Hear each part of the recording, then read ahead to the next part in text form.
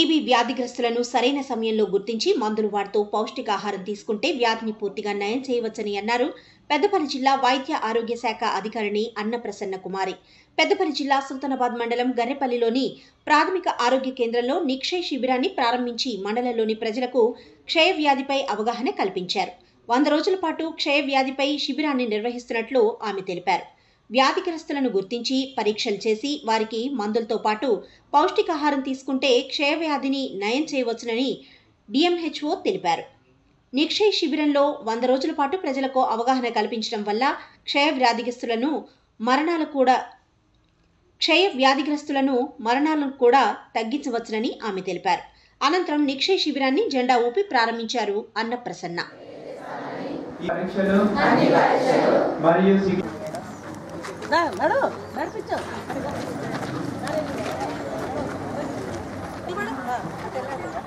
ఆడవాళ్ళందరూ మంచిగా అది ఆడవాళ్ళే లేట్గా వస్తారు.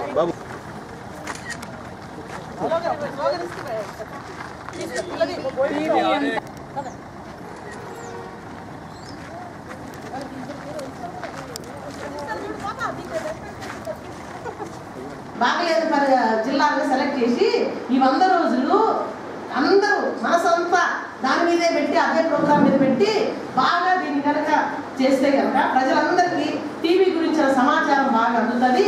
టీబీ లక్షణాల గురించి వాళ్ళకి తెలుస్తాయి. తెలిసి ఎవరికైనా లక్షణాలు ఉంటే ఇమీడియట్గా హాస్పిటల్కి వస్తారు. ప్రజలది కాదు, మనది. నాది అనండి. అందరూ ఎవరు తప్పు? నాదే అనండి.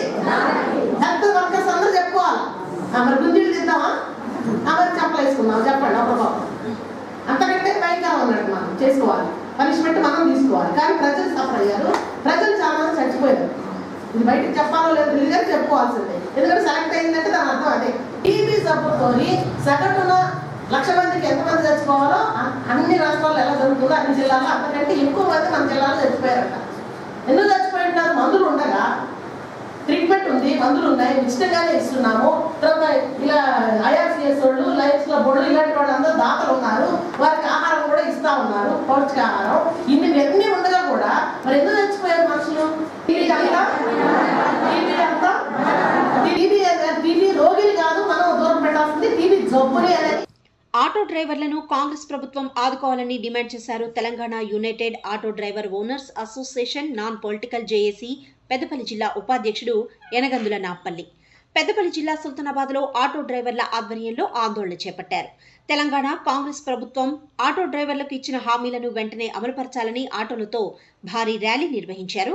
తెలంగాణ రాష్ట్రంలో కాంగ్రెస్ పార్టీ అధికారంలోకి వచ్చిన తర్వాత మహిళలకు ఉచిత బస్సు ప్రయాణం ఏర్పాటు చేయడం పట్ల రాష్ట్రంలో ఉన్న ఆటోలకు ఎలాంటి ఉపాధి లేక ఆటో డ్రైవర్ల కుటుంబాలు ఇబ్బందుల్లో ఉన్నారని, రాష్ట్రంలో కొంతమంది ఆటో డ్రైవర్లు ఆత్మహత్యలు చేసుకున్న దాఖలాలు కూడా ఉన్నాయని, అలాగే ఆటో రోడ్డు ట్యాక్సీలు చెల్లించాలని రాష్ట్ర ప్రభుత్వం ఆటో డ్రైవర్లపై ఒత్తిడి తేవడం వలన ఆటో డ్రైవర్లకు ఇబ్బందిగా మారిందని నాంపల్లి ఆవేదన వ్యక్తం చేశారు.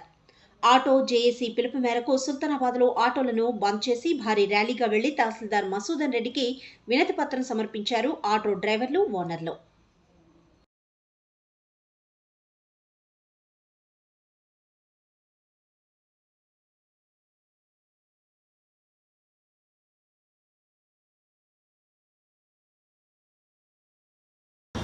గవర్నమెంట్ ఇచ్చిన హామీల ప్రకారం నెరవేర్చకపోవడము, ఆటో డ్రైవర్లకు ఇన్సూరెన్స్ పెరగడము మాకు చాలా ఇబ్బందిగా ఉన్నది.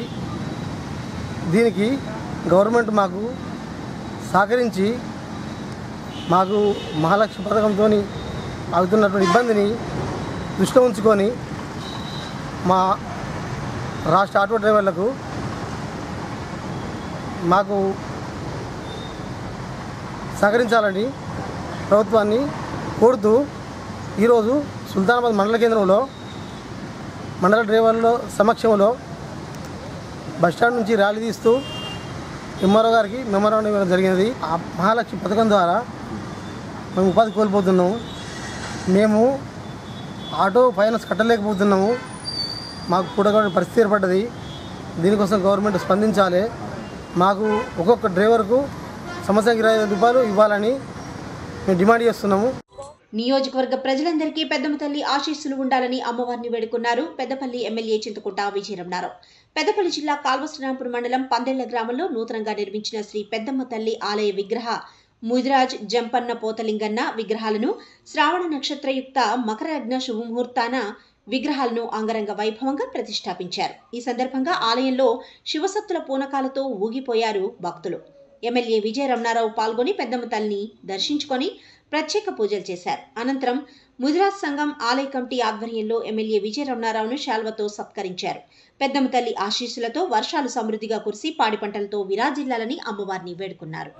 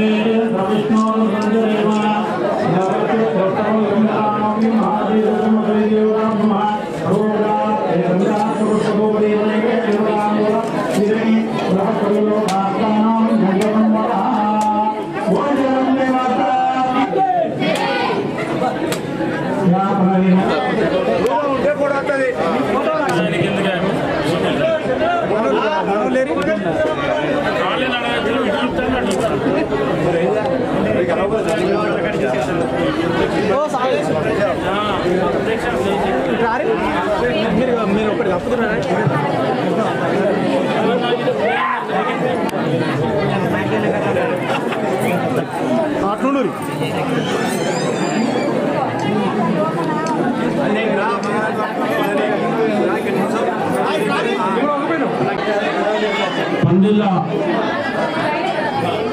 ముదిరాజుల పునర్దేవైనటువంటి పందిళ్ళ గ్రామంలో పెద్దమ్మ దేవాలయ నిర్మాణాన్ని పూర్తి చేసుకొని అమ్మవారి విగ్రహ ప్రతిష్ఠ చేసుకున్నటువంటి ఈ సందర్భంలో వాళ్ళందరికీ కూడా ఆ పెద్దమ్మ తల్లి ఆరోగ్యంగా ఉండాలని చెప్పి వాళ్ళందరికీ కూడా మంచి జరగాలని చెప్పి మరి ఇంత మంచి కార్యక్రమంలో మరి పాల్గొని చేసినటువంటి మా ముదిరాజ్ సోదరులకు సోదరి వాళ్ళకు ప్రత్యేక ధన్యవాదాలు కృతజ్ఞత తెలియజేసుకుంటూ మీరు చేసేటువంటి ఈ ప్రతిష్టతో పాటు మీరు చేసేటువంటి పూజా కార్యక్రమాలు కానీ బోనాలు కానీ మిగతా ఉత్సవ కార్యక్రమాలు ఏవైతే చేస్తూ ఉన్నారో మీరు చేసేటువంటి మంచి కార్యక్రమంతో పందిళ్ళ గ్రామ ప్రజలందరికీ పరిసర ప్రాంత గ్రామ ప్రజలందరూ కూడా ఆ అమ్మవారి దీవెనలు ఆ అమ్మవారి కరుణ